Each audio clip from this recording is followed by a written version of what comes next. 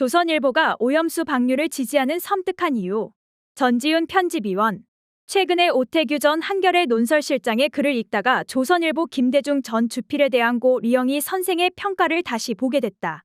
언론인에서 사상가로 발전했던 리영애 선생은 조선일보에서도 일한 적이 있으며 그래서 김대중 전 주필의 젊은 시절을 기억하고 있었다. 나는 다른 견습 기자들은 잘 가르치고 훈련시키면 우수한 저널리스트가 되겠지만 김대중 군만은 어렵겠다고 실망했어. 그런데 훌륭한 저널리스트가 될 것으로 믿었던 기자들은 1974년에 일어난 언론자유 투쟁 때 앞장섰다가 다 쫓겨났어.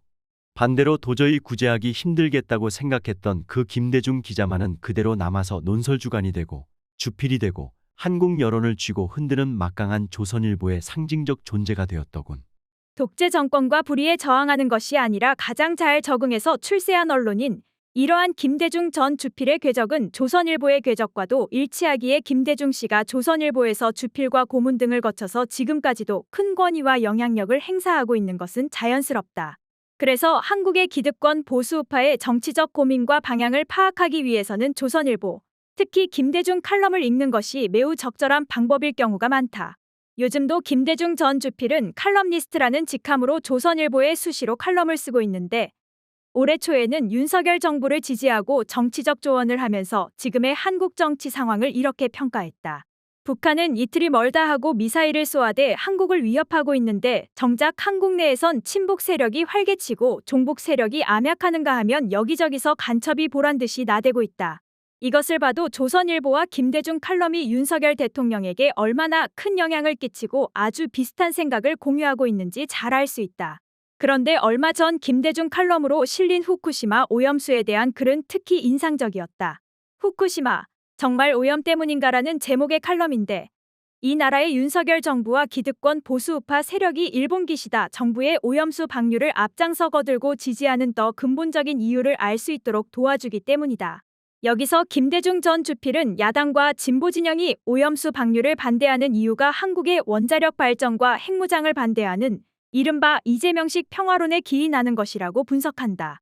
이런 비약이 의아할 사람도 있겠지만 그의 논지는 나름 논리적이다. 우리의 원전이라고 불의의 사고에 휩싸이지 않는다는 법이 없고 우리는 핵무기를 가져야 하는데 후쿠시마 오염수 방류를 반대하면 그것에 도움이 되지 않는다는 이야기다. 핵무기를 가지려면 핵연료 재처리가 필요하고 핵연료 재처리를 하려면 핵발전소를 가동해야 하고 핵발전소를 가동하고 늘리다 보면 불의의 사고가 일어날 수도 있고 사고가 일어나면 오염수 방류 등이 불가피하다. 따라서 지금 일본의 오염수 방류를 반대하면 나중에 우리도 오염수 방류를 못하게 되고 그것은 핵발전과 핵무장의 걸림돌이 될 수 있다는 말이다. 지금 오염수 방류를 반대하는 운동은 궁극적으로 한국 내에 일고 있는 자체 핵무기 보유 여론의 찬물을 끼얹으려는 것이라는 게 김대중 칼럼의 결론이다.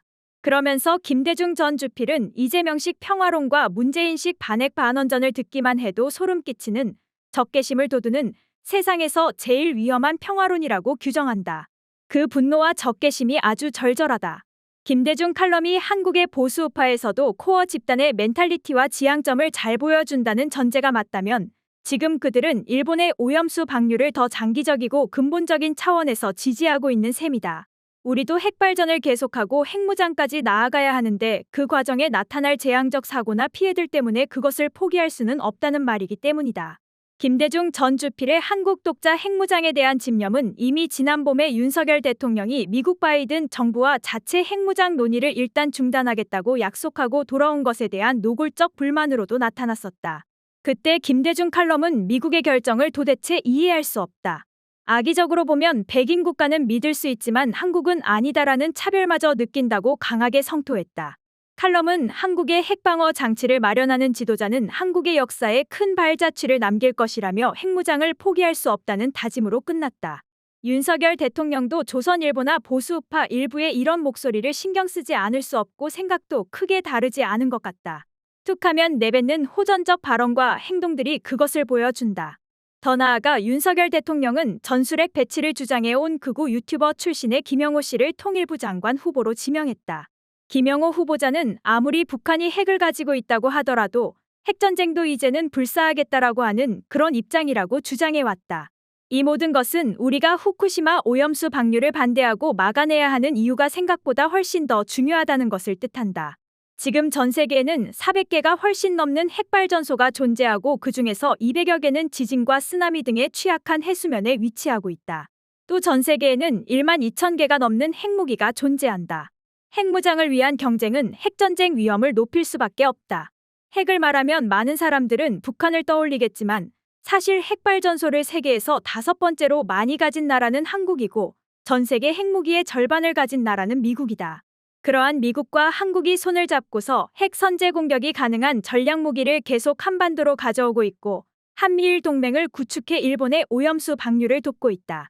24일부터 시작된 후쿠시마 오염수 방류가 성공하면 세계 곳곳에서 불의의 사고나 생명의 피해를 감수하고 핵발전과 핵무장을 추진하려는 움직임이 더욱 강해질 것이다. 이것이 김대중 칼럼이 오염수 방류를 지지해야 한다고 말한 이유였다. 결국 우리는 김대중 칼럼의 논리를 따라가다가 정반대의 결론에 도달한다. 불의의 사고와 생명 안전보다 핵발전과 핵무장이 우선돼야 할 어떤 이유도 없다.